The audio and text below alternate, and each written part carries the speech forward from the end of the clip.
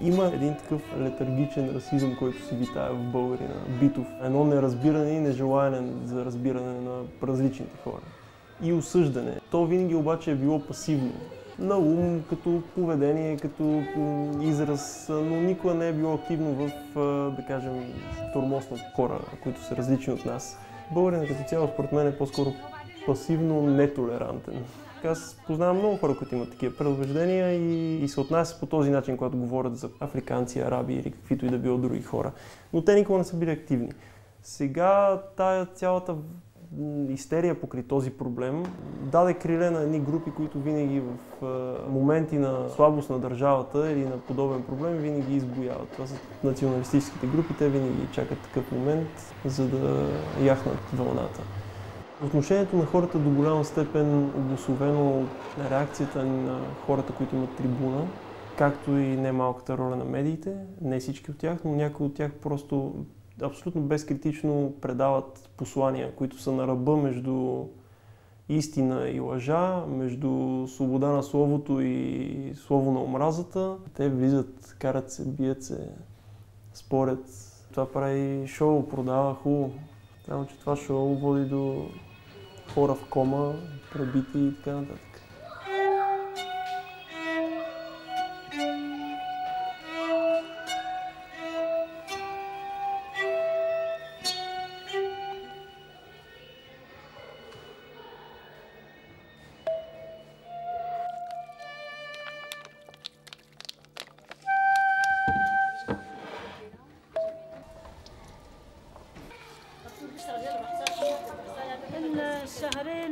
От 2 месеца и 10 дена сме тук. Дойдохме заради войната. Нямаше сигурност. Ако имаше сигурност, нямаше да си напуснем страната. Заради децата тръгнахме. Мъжът ми има братя. Един в Швейцария и един в Швеция. Казват ни, ако искате, ще ви вземем при нас. Ако ви хареса, останете там.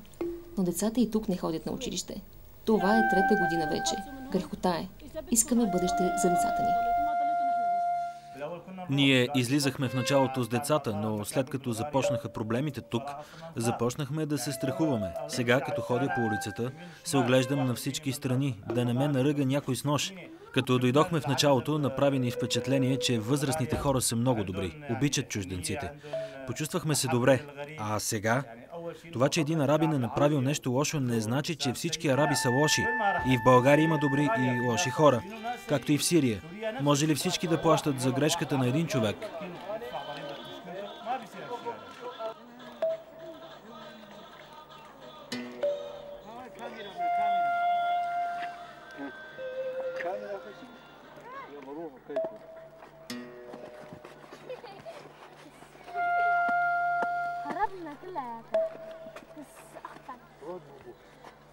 Като цяло настроението на българин е срещу тези хора.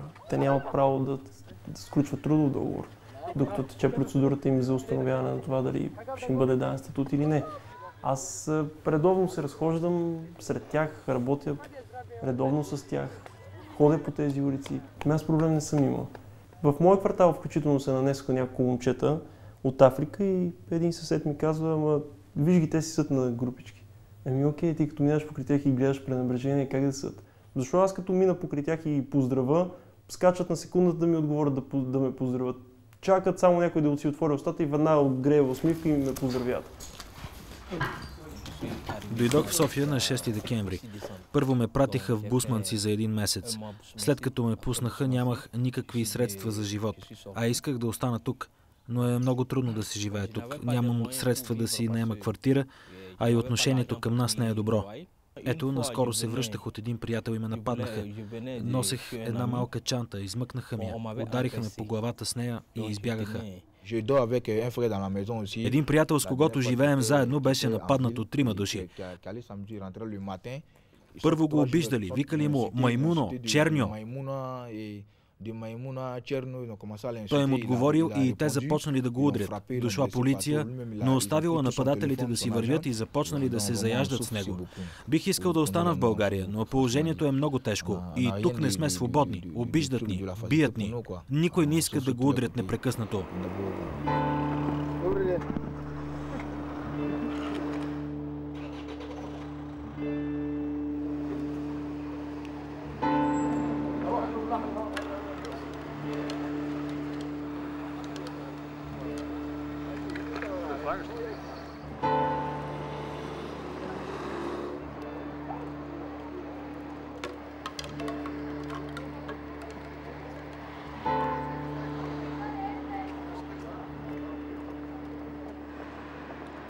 Сега не можем да излизаме, да се разхождаме из града с децата, защото ни е страх. Само баща им излиза да купи нещо за ядене. Вече не излизам сам. Излизаме на групи по 5-6 човека, да не би някой да ни направи проблем. Възрастните хора са по-добри от младежите, честно казано. Уважават ни, добри с децата, не като младите хора. Алжирец нападнал българка, а българите помислили, че е сириец. Започнаха проблеми. Има добри българи, но има и такива, които ни нападат. Веднъж излязохме с мъжа ми и сина ми. Някакви пияни ни заобиколиха, почнаха да се заяждат с мен, че съм с забратка. Щом си с забратка, знае, че си арабка. Има и арабки, които не са забрадени, но от тях не ги разпознават. Нападат тези с забратките. Има българи, които са срещу исляма и срещу арабите. Ние избягахме от Сирия, защото стана опасно там. Дойдохме да търсим сигурност, а и тук стана опасно за нас. Зачестиха тези случаи напоследък. От просто шамар, ударен на някой на спирката без обяснение, до случая с Метин, който е в кома. За нас човешкият живот не е равен. За нас по-важно е, ако има наранен българин, да го чуваме, но кой чужденец не е чак толкова важен.